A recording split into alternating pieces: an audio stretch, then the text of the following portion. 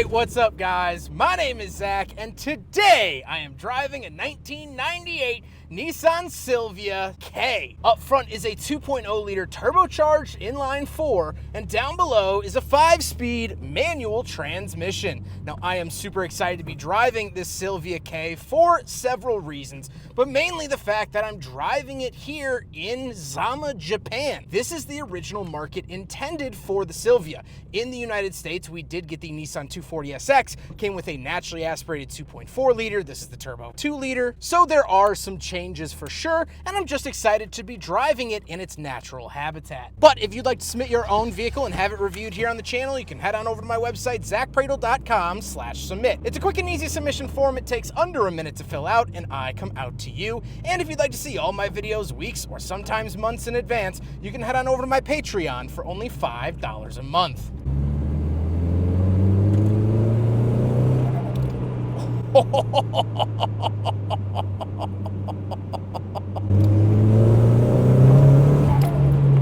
Oh, I hope that flutter's coming across on camera. But let's get back to that 2-liter turbo under the hood. Well, that is how the Silvia Ks came. There was the Silvia Q and the Silvia K. The Silvia Q was naturally aspirated. The Silvia K got the S14 DET, which is the turbocharged 2-liter. In the States, it's the little engine that could. Driving a Silvia in the States, you're like, wow, a 4-cylinder can make that much power? But here, everything is a 4-cylinder. Everything is 2 liters or smaller. And so it actually feels a lot more natural in this environment. And we'll talk a lot about that a little bit later on. Like I said, paired to it is a 5-speed manual transmission, shifts great, feels great, absolutely adore how this car drives. And I just love the light clutch. Japanese cars really know how to do clutch pedals, and this Silvia is no different. Last but not least, of course, the Silvia K is rear-wheel drive. How does it feel to drive the Silvia K? Well, it's great. It has all the power that you would really want in, of course, that very Japanese way. It's very usable in the streets of Zama. The streets here are very compact, very tight, very small, and so little punchy cars like this actually make a lot of sense because you don't have that much space to really row them out. So you have to have fun in 30 seconds or less, and that's what this car delivers you in its driving experience, and that's what the 2-liter turbo SR20 DET gives you. It gives you that 30 seconds of fame when you're going down the street, but you don't have all of this room to really rev it out and really feel it out. So that's really, really special. In terms of like actual like how it drives, the steering is good, throttle response is great. Like I said, the clutch is light and friendly. It's just such a wonderful experience. With that stuff out of the way, let's talk about the interior. Well, in front of me, I have 4 gauges. Off to the left is my coolant temperature and tachometer, and off to the right is the speedometer and fuel. We do have an aftermarket steering wheel, of course, comes with the territory. And off to the right, we do have an aftermarket cup holder, very popular here in Japan. We have a climate vent on the door, as well as our latch to get in and out, and then we have our power windows. Moving into the center, we get 2 climate control vents, but off to the very left, where an airbag would be, because Japan actually had airbag laws way later than we did in the United States, a previous owner put a bunch of gauges here to keep an eye on stuff, I guess, but more so seems like it just is giving the passengers something to look at while you're driving up and down the Toge or through downtown Zama. But moving back into the center, we do have auto climate controls, extremely nice feature for 1998. Japan was a little ahead of the US in this respect. We have our hazard switch and rear defrost, but then also we have our ETC reader, which I have gotten very acquainted with on this trip to Japan.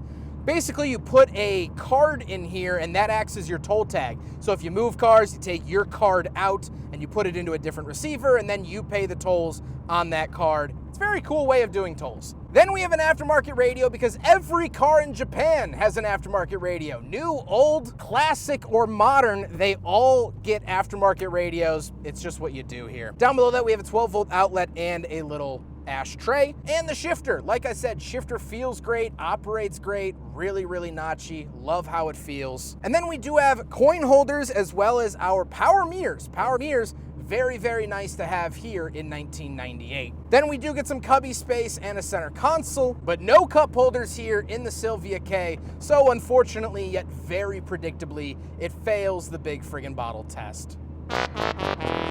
The seats are cloth. They are comfortable and they're actually pretty cozy. I really, really like 90s Nissan seats and just 90s cloth seats in general. They are somewhat sporty. They have semi-higher bolsters than what you would find in like a Sentra of the same era. But again, most people swap these out for Recaros or buckets or whatever. We do have back seats. I'm not gonna cram myself back there today just because it is so snowy and wet. I don't wanna mess up the interior at all, but here are the back seats in case you were curious. Now we gotta talk about the looks, and I really, really like the look of the S14. This is the Kooky, which is basically just the modern updated front end, and I like it. I think it looks good. However, I am pretty used to them, so this was almost a sight for sore eyes here in Japan because I was like, hey, I know this car very well, so that is very nice.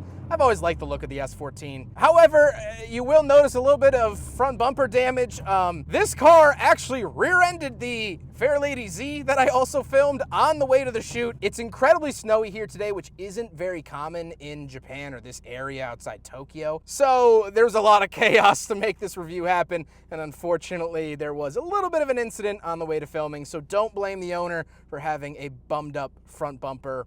It literally happened about an hour before we filmed this. With all of that being said, let's get on to my final thoughts. What do I think not only driving another S14 Silvia, but now here in its home market, in its home country, where it was meant to be? Well, two things stand out very, very clearly. First of all, like I mentioned with the power, it's a lot more usable here in these tight corridors on these tight streets of Japan. You can have fun in a shorter amount of time, where like a V8 car like we're used to in America, you really have to rev out. You gotta have a lot of space to get some fun out of that. This, it's zippy, it's here, it's there, it's everywhere, and I love that about it. But the second thing that really sticks out is that here, this is just a car.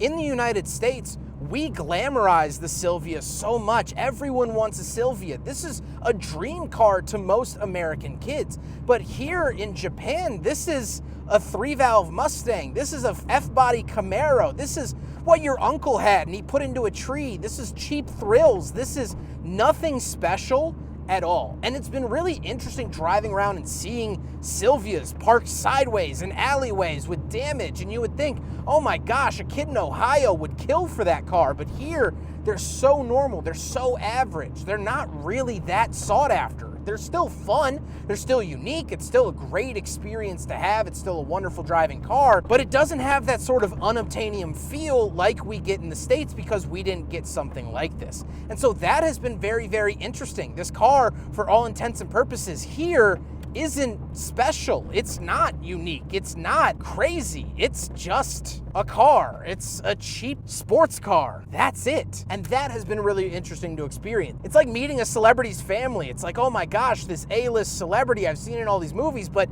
to these people, it's Tim that shows up to Thanksgiving an hour late and still wets the bed, or you know what I mean. So driving it here in Japan has been such a treat and really, really eye-opening to the true authenticity of the S14 Silvia. I hope you guys enjoyed the video. Huge thank you to Andrew for letting me borrow his S14 Silvia for today's video. He's been absolutely wonderful. Like I mentioned, he actually rear-ended the other car I was reviewing today. I'm so sorry to get him out here in these conditions. We only had one day to shoot this video. And so I apologize for your front bumper, but Andrew has been an absolute top-notch sport about it. Really, really down-to-earth guy, and thank you, Judd, for setting this up as well. And it's just cool to be here in Zama, Japan, driving a Silvia. I don't think there is anywhere else on Earth I would rather be at this very moment. So thank you, Judd and Andrew, for that. My trip here to Japan was made possible by JDM Imports. Go to collectiblejdm.com if you would like to bring home your own slice of Japan, whether it's one of their vehicles in their inventory or if you would like to source and find the perfect vehicle in Japan and bring it to the United States. You can do all of that through collectiblejdm.com. So thank you, JDM Imports, for making this trip to Japan possible. Click the link in the description below. But thank you guys for watching the video. I hope you guys enjoyed it. Don't forget to rate the video, comment on the video, and subscribe if you really liked it. Take care, guys.